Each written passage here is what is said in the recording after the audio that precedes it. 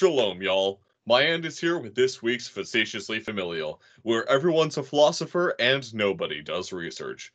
Joining me today are my two usual co-hosts, my mom and brother. Yo.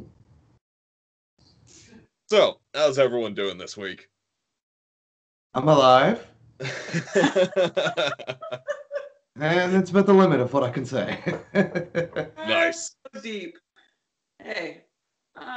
Yeah, much better than that, actually. I spent all morning cooking, getting ready to go do another podcast. It was really weird. I'm the only person who cooks to get ready for a podcast. Go figure. Hey, we appreciate it. When my apartment is smelling like bread, I will be very happy. Oh, I tell you. So when you said your friends liked white bread, I was like, not that plain wheat bread is any better, but just like anything inside of it, anything. And so I was like, make some sourdough. Well, I don't have any sour anymore. She actually gave the starter to me so that I could give it to my work's secretary. So now my company secretary has our sourdough starter. Yeah. So go over to Kroger and buy some lemons, and there you have some sour. That doesn't exactly work for sourdough, my dude. I am floored. So, Mom, would you like to properly describe what sourdough is and does? Or what the sour that you're referring to is. Well, of course, the sour is yeast shit, right? From lactic. So, like Vegemite? Oh, okay. So, sorry. Sharp right turn. Okay. What I learned this week was the reason why Sriracha is so amazing is because it's fermented. I mean, that makes sense. Most hot sauces fermented? No. Most hot sauces are just the hot peppers and the vinegar to preserve them. And so, like, I've made those. More pickled than they are fermented. Oh. Yeah. Disappointment. I mean, once you've tasted Sriracha. And I was watching, of course, A Brother's Green YouTube about fermentation, and they made Sriracha. It was like, so remember how, like we were talking about, it's the thing that is like the flavor corrector? Yes. It adds the funk as well as the garlic and the heat. Mm. So I just thought that was so cool. I have not gotten the courage to make it yet because, boy, gee howdy. It will make your entire house spicy. I think that's the best term for it. Just walking around, your eyes will burn a little bit. You'll have that taste of pepper. So about all of that, I had a coworker previously who didn't know what capsaicin was and how it worked. Okay. So capsaicin is an irritant, as we all are probably familiar with, and he did not know that. So outside of the Sriracha making factory, like, people were complaining about their eyes and lungs burning. It's like, yeah, that's free-flowing capsaicin when you grind up all the peppers, of course. So he's like, oh, imagine if that's what it's doing to your eyes. Imagine what it's doing on the inside of your body when you eat it. And I asked Jacob what it does, and he's like, it turns into an acid and then gets digested. Yeah, and the entire intestinal tract is lined with mucus and everything to let things flow. It's fine. It's like, bro, this is not a problem. The inside of our bodies are horrific chemical war zones. They are made to deal with this shit. So, actually, I have one more story about that. Okay. First day, the very first night I was staying in my apartment, my roommate, Matt, decided to make a steak for himself, flavored with jalapeno peppers. Ooh. So he put steak? Yes, jalapeno steak. So he put jalapenos on the pan. Ooh. I had to vacate the apartment my very first night. because like it hurt to breathe. Yeah. Aerosolizing capsaicin is not a It's also great known as thing. pepper spray. Yeah. That's one of my favorite things in Billy Bob's Space Trucker is that capsaicin, like all of the aliens, it's like a weapon for them. I mean, like he's got a holster with hot sauce on it that he just pulls out and he puts on everything, and everyone around him is like, oh, and it's because they're all from the East Coast. We do other flavors, not capsaicin. We do vinegar and salt, let's be honest. Although I have to say, I hate vinegar. I greatly despise. Are you a part of this family? Yes. Not the German side of it. Well, no, the problem is you used up all of your eating of vinegar when you were little, and all you would eat was bread with oil and vinegar, and there'd be more vinegar I remember that. oil. Yes. So it's used up. I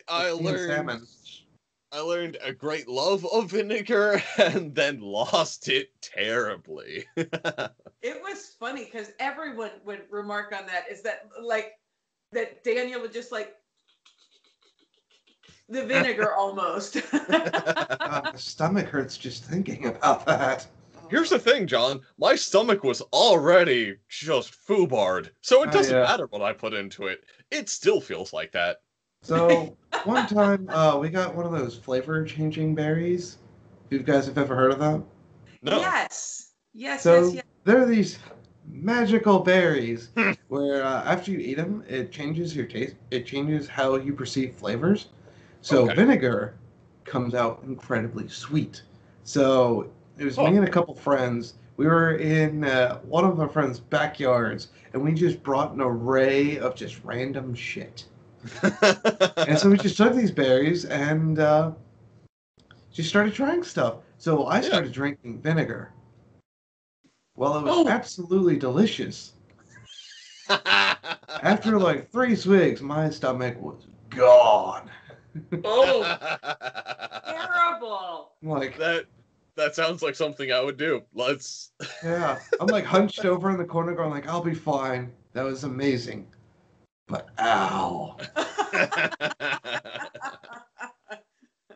I'll be fine. No. Things are not fine. Oh my goodness, that is too funny. So, Mom, did you want to go back to the actual explanation of sourdough? Oh yeah, we totally got sidetracked. Well, I think I love Well, it's so much fun to have this living, growing thing on your counter. Okay, so why do you have a living, growing thing on your counter? What is interesting? Okay, now this is great because everyone would say, "Oh, San Francisco sourdough is the best," right? Okay. And that like they have this strain of bacteria that's only it's native to this area, and that's where you get the best flavors and everything. And scientifically, not true. Yes. It is the same lactobacillus that is everywhere. So you could catch it in France, you could catch it, in California, and it's all the same.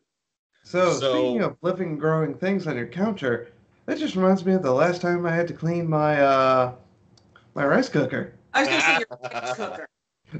Yeah. Wait a minute. No. Living, growing things? I've done that. I have done that to my rice cooker. So I actually did it somewhat intentionally. That's how much of an idiot I am. So I was making rice, and I realized that so long as it stays in the rice cooker, it stays nice and moist and fluffy. As soon as you take it out, store it in the fridge, it starts getting a little bit crunchy. So I used to make fried rice. Yeah, what I instead did is I left my rice in my rice cooker as its storage vessel for about a week. I ate through about half of it and forgot about it for about 4 or 5 days. Opened it up and let's just say my roommate left the apartment as I was cleaning it out. Yeah, let me put it to you this way. I John's forgot for longer. grains were superior to 4 or 5 days. Fantastic. Because, like, I don't eat rice that often. Yep. And so I would just forget that I still had rice left. Yeah. And, you close your rice cooker and it's completely sealed. It is. And you just can forget about it and come back in a couple months and you find basically Chernobyl.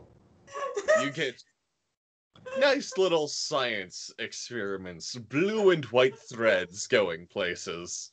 It learned how to talk. So congratulations, John. You have committed genocide. How do you feel? I introduced it to Scientology, so I don't feel guilty at all.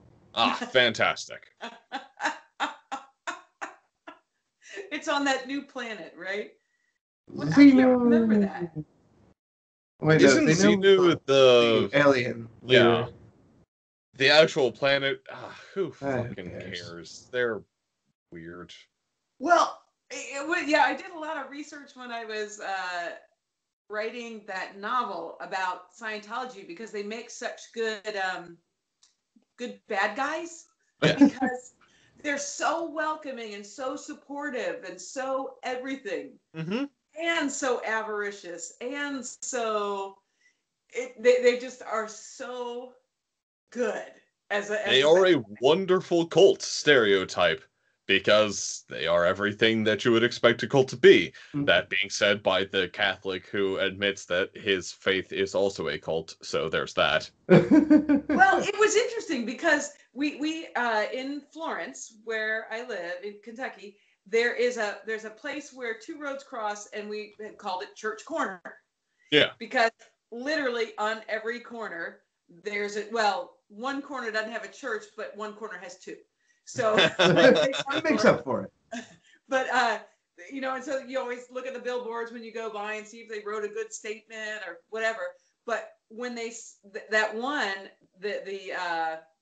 Baptist church moved to a much larger building in a different place, and it was empty for a little while, and then the Scientologist bought it. And so I imagine you I've never been inside, but what would you do to change around like every part of the church to make it so that it would sell science? And it was really a fun thing to think about. I made a kind of a museum with exhibits, and I made a little area, and then I made all the because they do reading rooms, so they do a lot of education, all things that I really think are wonderful things to do. Yes. So it was really fun creating this place that you go, I almost want to be there, but not at all. If it was anyone but you guys. We know too much about Scientologists and how they operate. Well, when I was a kid, L. Ron Hubbard was alive and writing, and it was really interesting because his books, I would read them, and I tried so hard to make them good. I kept trying to like them because he seemed like a guy you should like, but it would always go to this like weird edge where you went, I don't know. So it's funny thinking about it. You put all that together and you go, oh, yes. Oh, yeah. Now you're signing your soul away for 1,000,000 years of slavery. Okay. So Joy is sitting on my chair trying to decide whether or not to vomit on the Kick her off. Joy's then again, you got a covering. Yes. I think I'm gonna move her. I'll be right back. Talk amongst yourself. Oh man, I have to talk to you now? Here. That's how I feel. So let's do some shameless self-promoting. So I heard there's something about 12 hours of Bloodborne. So I'm going to not self-promote that, but recognize that I have a project in the works. It will be coming out relatively soon, and I hope that everyone enjoys it. My mom is going to be a part of it, as well as several of my other friends. Go ahead and speculate as to what you may imagine it will be. I might just call you then, just to harass you. Oh, please do. That is entirely a part of this project. That is perfectly acceptable. So, what kind of language is acceptable in this project? Yes. I like it. I like that. Yes, language is acceptable. If you guys couldn't tell, we tend to try and keep Facetiously Familial a little bit cleaner, and so John having PG-13. carte launch to do whatever he so desires is exciting, shall we say. How I to love get it. Daniel demonetized? I would have to start being monetized. There. Oh my goodness. Okay. So, Now, I have how a to get question for Daniel you guys. kicked off the platform, that's a goal. Well, what's interesting is apparently YouTube just changed lots of their rules about to protect the children. Yes. They've pulled people's abilities to comment on videos that they think are exploiting children. I mean, Yes. they always do So that. one of the big things that came about is that YouTube doesn't police what gets put on their website. And so because of that, anything can be on there. If you know how to search for it, you can find pornography. If you know how to really search for it, you can find child pornography. And there are many videos of, say, for example, a child's gymnastic routine that is in no way pornographic or set up to be like that. For example, there is a man who does gymnastics with his kids and he puts it up online just to be like, hey, this is what I like doing. You guys can do it too. And it's nice and innocent and Exactly. saccharine and adorable, Yes. which means it will be immediately corrupted by some people. Unsavory individuals. Yes. And so, because of that, basically, people who have these channels that are targeted at children or who have children in their content have been pretty heavily attacked by YouTube, especially because their comment sections aren't always the greatest. And even though the YouTubers will curate that content section, they will take down stuff that is undesirable. YouTube has literally come out and said, you are doing everything right, but we are still going to demonetize you because of your comment section. Yes, you are curating it. You're curating it well. It is not enough. Man, that is a dick move of the Okay. next level. It's Yes. like, hey, you know how you were getting paid for your work? You're no longer going to get paid at all. Well, that's Lao Wai. That's been a thing for like the past 2 or 3 years on YouTube, and it has really hurt. Now, I only know about the gaming space of YouTube since that is what I primarily consume. So I know that the gaming space of YouTube has been hit heavily by that. There's a story about a guy who got DMCA'd on a song that he wrote himself. Yeah. So some other company got all the money for the views on his video. Ugh. So he would have to sue them to get that money back. And so it would cost more to sue than it would to get the money back. Usually. Wow. I get the feeling that some lawyer should set up a nice little small claims court thing. And they could probably make a lot of money off of that. Just take a small little section of it and just go to court. Call Judge John Klansmen. Well, if you think about it, how many people would defend themselves in the small claims court? Most of them are just trying to be patent trolls. Yeah. And Wow. so if you can make it reasonable for people to fight against patent trolls, that would be fantastic. Mm-hmm. It's really weird just Note looking to self: at study law. yes, legitimately. Uh it's very interesting just looking at the legal space of the internet in general, because essentially you can certainly have claims over whatever you put online, but it's very difficult to enforce those claims because you have no idea if, say, the video that you put up on YouTube is now going to be extracted and put up on Dailymotion. And who can really tell whose video was up first, because that is just data and that can be manipulated. Oh yeah, that was a big thing for a while. Is Facebook, YouTube piracy.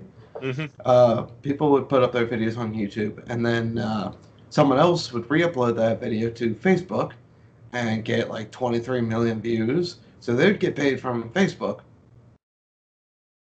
But now those views are gone. Hmm. Wow. Wow, that's interesting. Okay, Because I it, have a totally off topic, or are sure, we done with So that? we're taking yeah, another left-hand turn. Sorry, this that's where one's I am right. today. Okay. So we're zigzagging. So yesterday, I've been looking for a table to go beside my chair in my office. I've got a table for you. Yeah, your I'm table sure is you this will big. love it. It is a nice and large table, and a certain someone forced it upon me, and it looks like crap and functions like crap. And you've used it for years, so don't even go there. I mean, I would rather buy my own. Well, do so. That is Anyway, surprising. I have a little. Well, it's two pommel horses with. They're not pommel horses. That's a gymnastics piece of equipment. I mean, that's Really They're certain things saw are horses. saw what? horses. There we Saw go. horses, yeah. That Thank thing you. that ends in horse, that isn't heroin. Yes. So two sawhorses with like a board across it, and the problem is that there's actually these Pins. pins that stick out of it, and so you can only have it on the very edge. So the board is actually only halfway across the sawhorse. Well, you can pull those pins out and put them in another place. No, you cannot, because they're Yes. only drilled in at certain places, and I don't have an electric drill to fix that. No, no, no. You do you. Okay. So this is not what I want to talk about. Well, We'll that's too have this bad. It fight is what we more were later. talking about. How many times have we had this fight? Oh my God. Not enough, because you still haven't admitted you're wrong. So anyway, I went to the antique mall because if you get a side table, the smallest, cheapest side table that is like new anywhere Yeah. is like $200. You Yeah. know, that I could find. And Okay. well, I didn't want a big square one. I wanted something that was pretty. Anyway, but what was so interesting Squares? is They have walking. rectangles.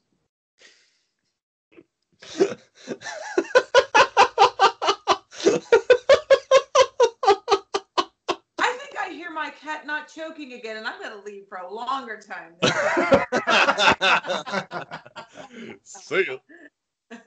Adios. No, something a little pretty. Such crap. Okay. Constantly. I'm awake now. Yeah. It's amazing how taking target at someone, John goes, I'm alive. Let's do this. You are so related to my mom. Oh God, that road trip. That was We got you to yell at your own mother. It was glorious. Oh, you guys were terrible. And I could not listen to you because I couldn't put on headphones because I was driving.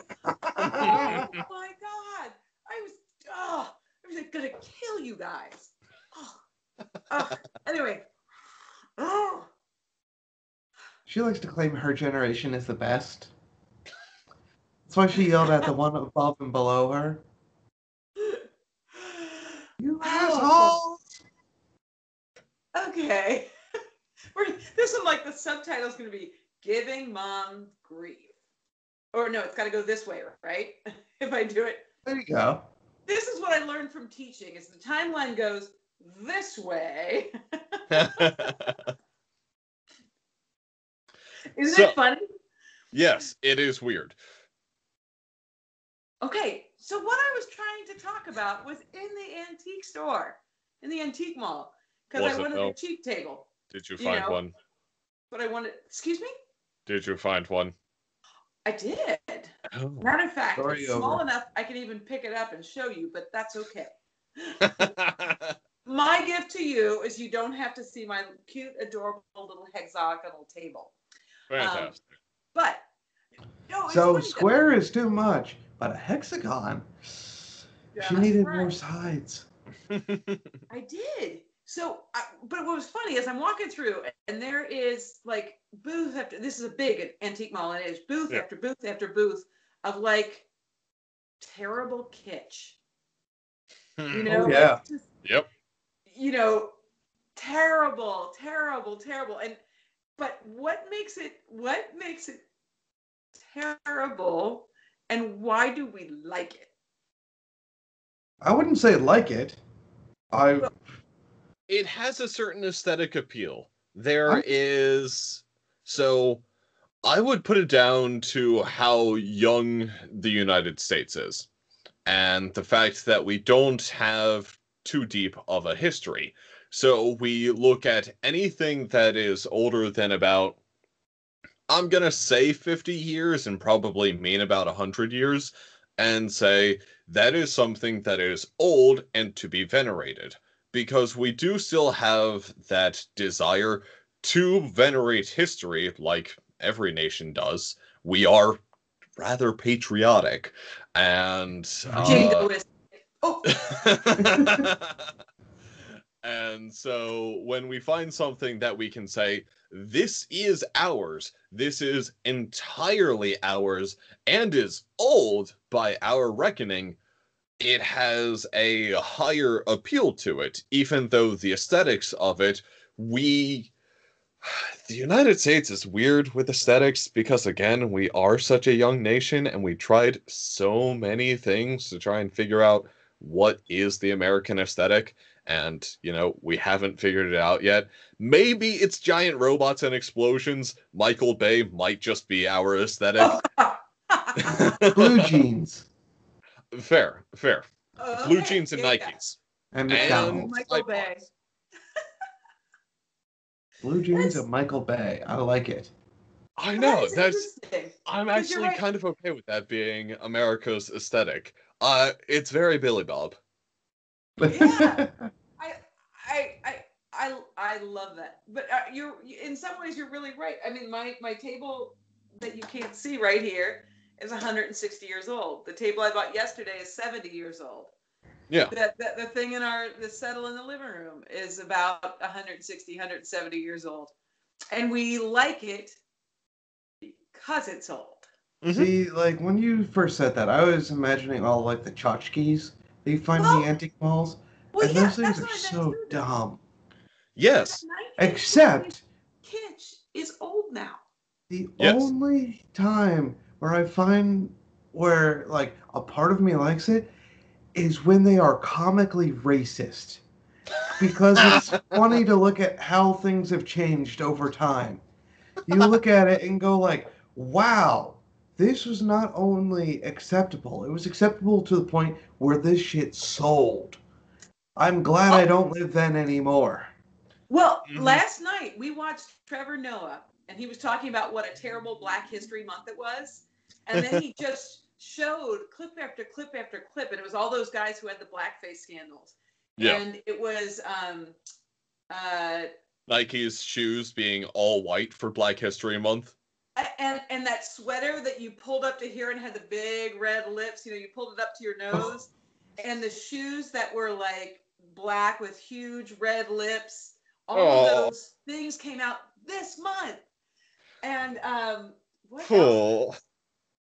Oh, and the thing with Trump and the tweets with who finally got the Oscar for the screenplay? Spike Lee.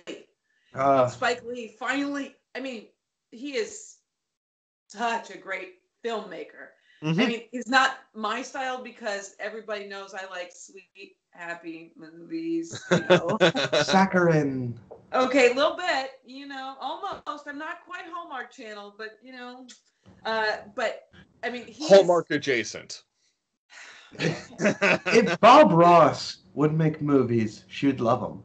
Happy little trees, yay! But anyway, but I mean, when they left and there was the fight back there about, I mean, Trump immediately made those nasty tweets about about him and all those things. That was all Black History Month this year.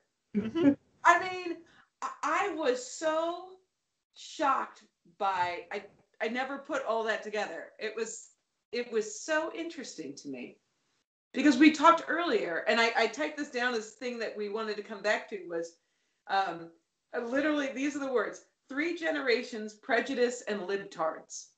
Oh, yeah. So the idea of 3 generations is it requires roughly 3 lifetimes away from any major event to have it be settled. And so, for example, World War II? Yes. And when we look at something like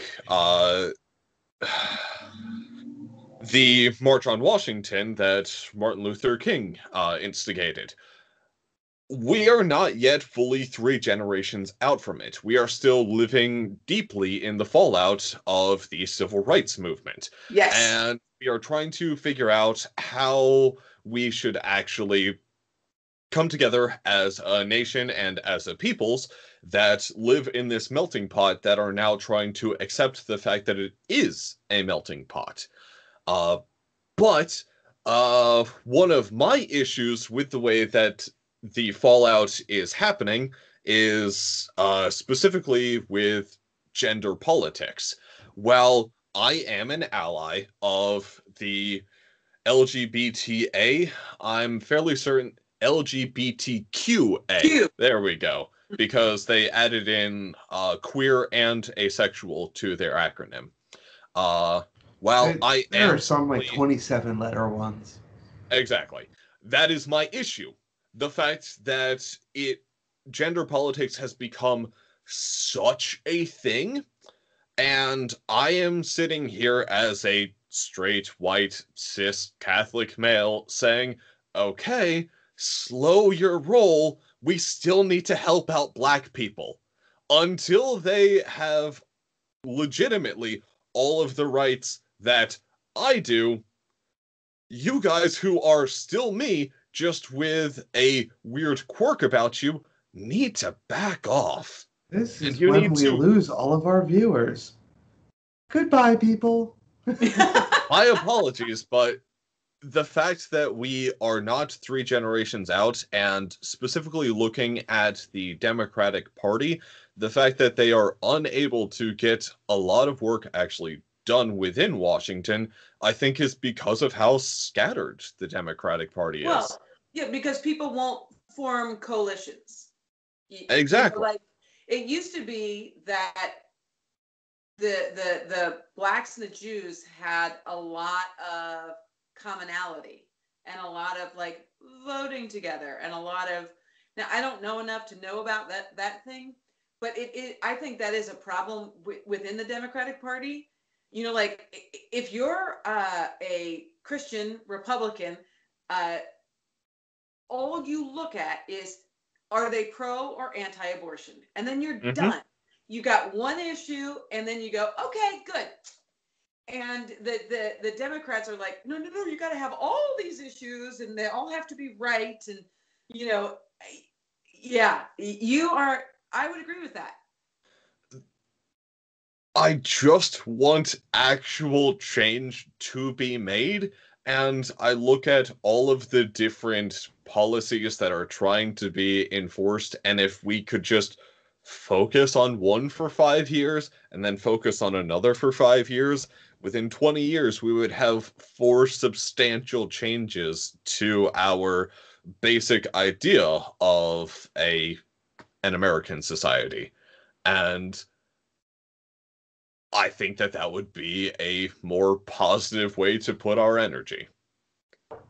Well, it's interesting if you look at it from being older, you know Please. it won't be in your lifetime. You Yeah. know you'll never see it. And Mhm. it's easier to do that kind of thing, that focusing thing. I mean, I don't think people do it. But did you hear? Oh, It was doesn't it? matter anyway. Everyone's gonna die in 50 years anyway. Oh, really? Global Wildly. warming. Oh, well, there's that. There you go. Then it doesn't even matter. If like the We're all gonna die. Let's go watch some TV. It's probably the most accurate and deep thing that was ever said in Rick and Morty, which I saying that agree. aloud kind of like, It makes you cringe a little bit, but Rick and but Morty it was is a good accurate. show, and it does have legitimately good things to say. It just says it in a stupid funny way, and we only dislike it because of its fans, not because it itself is bad. Okay, I'm sorry. Ignorance. Understood. Rick and So Morty? So Yeah. Rick and Morty is a mildly horrific television show, in a similar vein to South Park, except instead of being like centered around a small town with these characters, it is an interdimensional sci-fi show. It's South Park meets Back to the Future.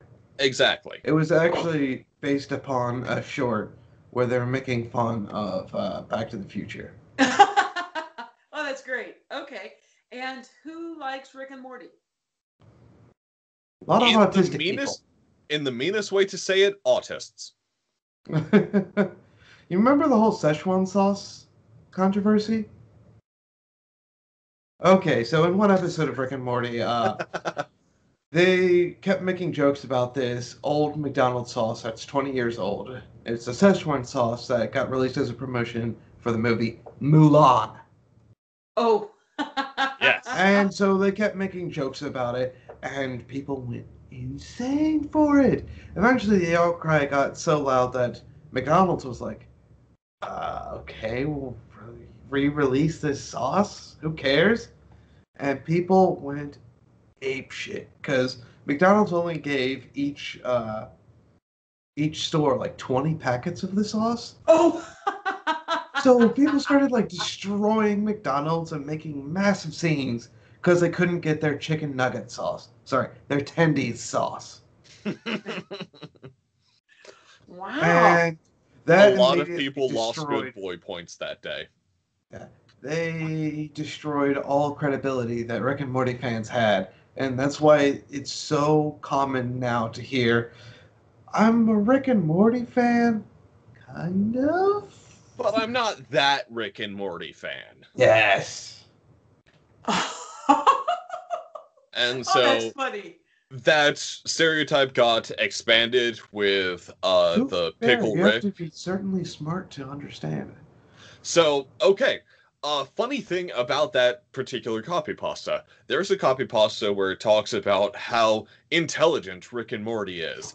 And it was originally posted as a troll. They were saying it facetiously, and they were trying to say it as a joke.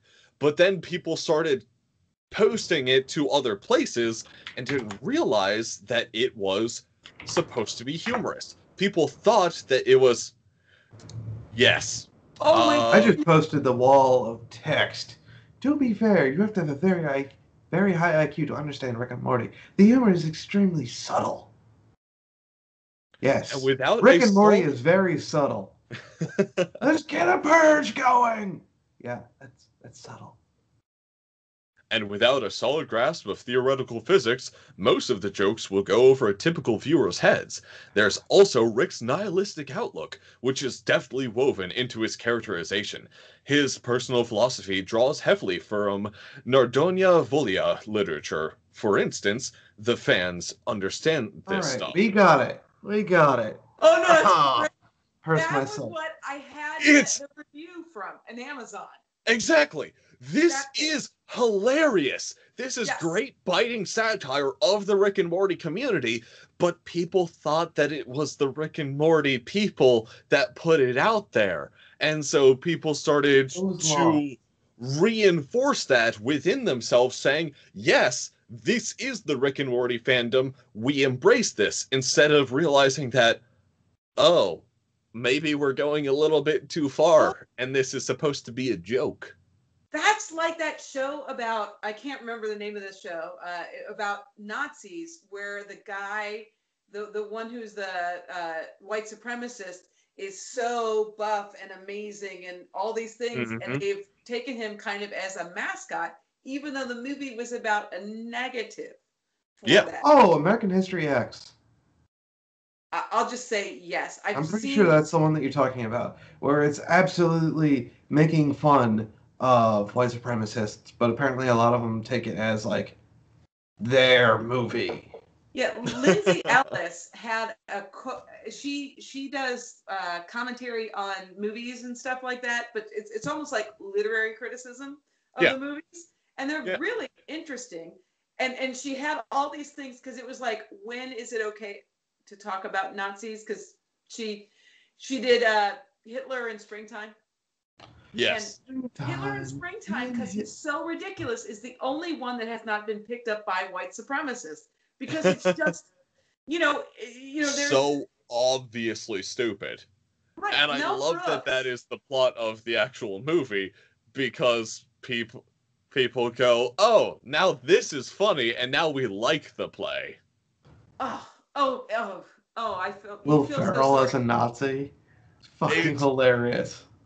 That, and The Producers is a wonderful movie. Well, and now she was like, oh, the movie's not so good. You need to see the stage play. The movie got it all wrong. Which Oh, is so sure, funny. whatever. That's how it But as always someone goes. who has zero access to the stage play, give me the movie. Yes, yes, yes, yes, yes, yes. So, side question, branching off of the zero access. What do you guys think about exclusive content in between, like, for example, streaming sites, Netflix versus Hulu, or anything else that exclusively hoards media? Ooh. I mean, it's gonna happen. Well, it's what's interesting about it is like this documentary that was on. It was streaming on Hulu. So Okay. the only way to watch the documentary was to buy a Hulu membership. So effectively paying, $8 to $12 so you could watch the movie. Yeah. And then you could cancel your membership. And that was the only way to see it. And it was so interesting because I was like, So, in an ironic twist of fate, that's actually leading to the rise of piracy again. So, for a while there, all of the internet streaming was centralized in Netflix. Right. So, what's happening now is that it's becoming fragmented again. Instead of just having a Netflix subscription, you have a Netflix subscription, a Hulu subscription, an HBO subscription, and it's becoming so expensive. That's the reason why people dropped cable TV and started pirating, because it's a lot easier and more convenient. And when you remove that, well, like personally, I wouldn't mind paying money to have all those shows centralized into one thing. Agreed. They're not. Yes. Yeah. Do you want to track down where everything is? Well, that was it. There are spreadsheets online that will show you where you can find the hit shows of this year. I watch this TV. I don't want to create a fucking spreadsheet. I'm not exactly. I'm trying to get away from work. Well, southern China or northern China that you have to go to. I think not Vimeo, but there's something else. So I mean, it's even more. Oh, it's not on Amazon Prime? Things. Pardon? It's not on Amazon Prime? No, that's Southern China is on Amazon Prime, or at least it was. Southern is on. Yeah, Amazon Southern is. Prime.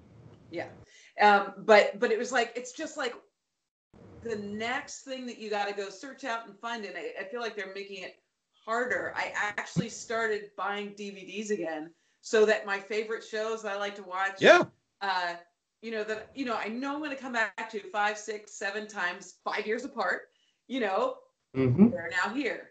This is why I purchased Steins Gate, because I am not willing to sit through stream quality. I want my Blu-ray quality show. Yeah. Yeah.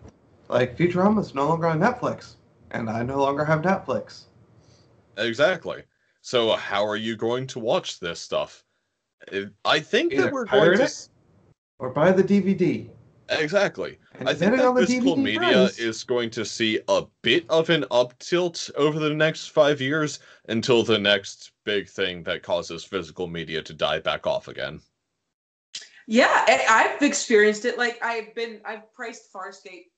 I can't tell you how many times, but it's like $80. So I mean, I haven't bought it yet, but you can only get it on DVD. You can't get it anywhere else, and so yeah.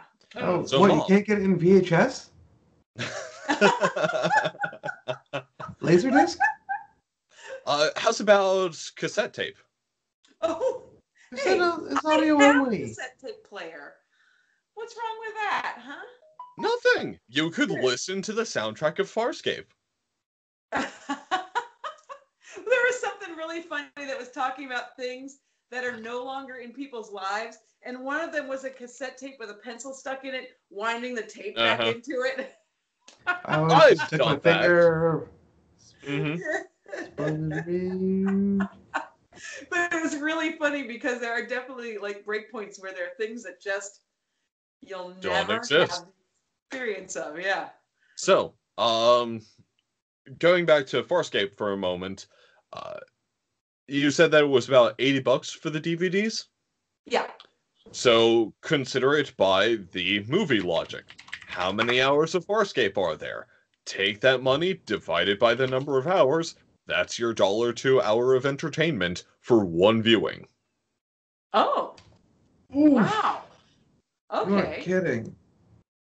Yeah. Yeah, it's only there. But you're right, because there's a lot of content and there are parts of it that are, in my mind, like, you know how they do body switching in every science fiction like thing? In my mind, the Farscape body switching is the best I've ever seen. That episode, those actors, they had played together for so long and the cast hadn't changed. So they really knew the other people and they really did them well. I also thought the one in Warehouse 13 or whatever the number of that was Warehouse good. 13. This one was better. And the chemistry in the cast, I'll have to do that. I don't know how many hours. John, I bet you have it up on your screen. How many hours are there? Research. I don't do research. That means that I can't. Over 15 hours. Oh, that's just bonus features. 88 episodes. How long's an episode? Is that like a 45-minute or an hour? It's either 22 or 45 minutes. I forget whether or not they were hour-long episodes. We never watched them. Hour-long. Yeah, I think they were. So let's just do 45 minutes. So 88 times 45. 45, not 455. But yeah. 66 hours. Oh, that's so you're getting down to about $1 an hour. Okay, you're right. That's interesting. Based off of a movie, it's a very good money in, enjoyment out. Oh, yeah. So we just went to see The Big Night. Aunt Beth. Well, no name. Family people. Y'all suck at this. Yeah, rather. Whatever. But what was so interesting is it was at one of those small run theaters, like the Esquire. It was at the Mariemont, where they have like just one night showing, and they made a big deal of it, and it was so interesting watching that movie because everybody wanted to be there, and they all laughed the whole time, and they all enjoyed it the whole time. Almost everyone in the theater had seen it before, and they just it was that rewatch thing that the chemistry is so interesting. So I think that's part of what you pay for when you go to a theater. Yes, you Speaking definitely of, I still pay haven't seen for... Rocky Horror. Yeah, but I don't care to. I'm in the I same boat kind of with want John. to, just because it's an experience. It is an experience. I don't get the feeling my mom's about to dress in drag and drag me out there. Yeah. To be fair, for Mom it wouldn't be drag, it would just be opulent. But she would turn it into drag. She would figure out a way. I have no problem with feathers.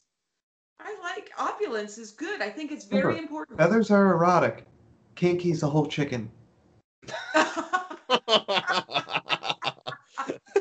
is like the perfect end line right there. Well, 57 minutes.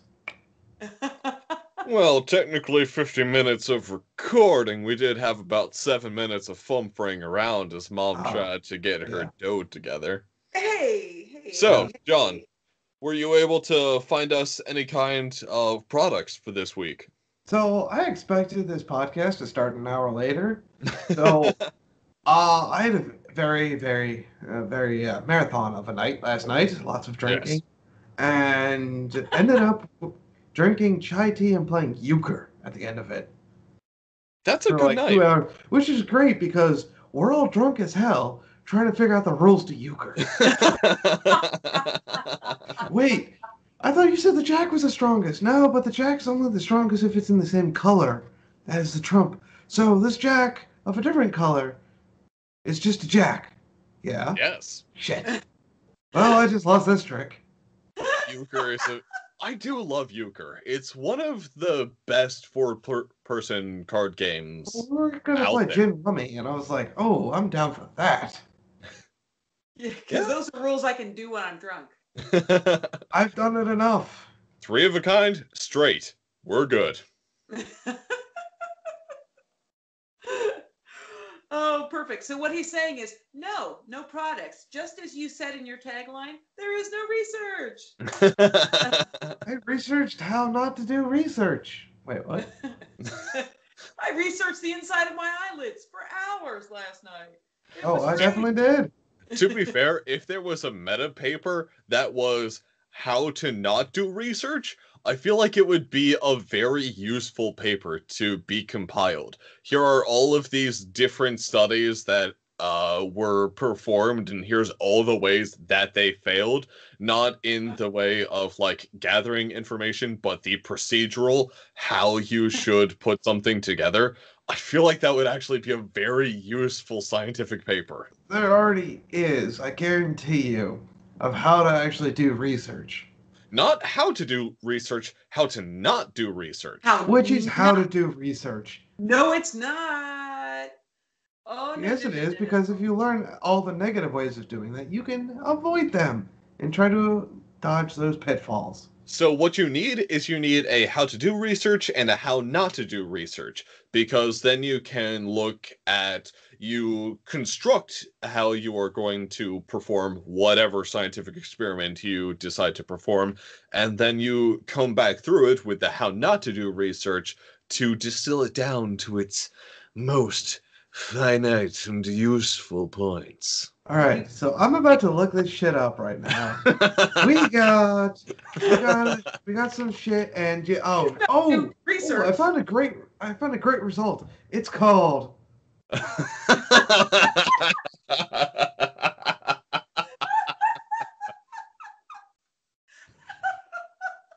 You see, I could see that. And happen. with that, I'm done. Yeah.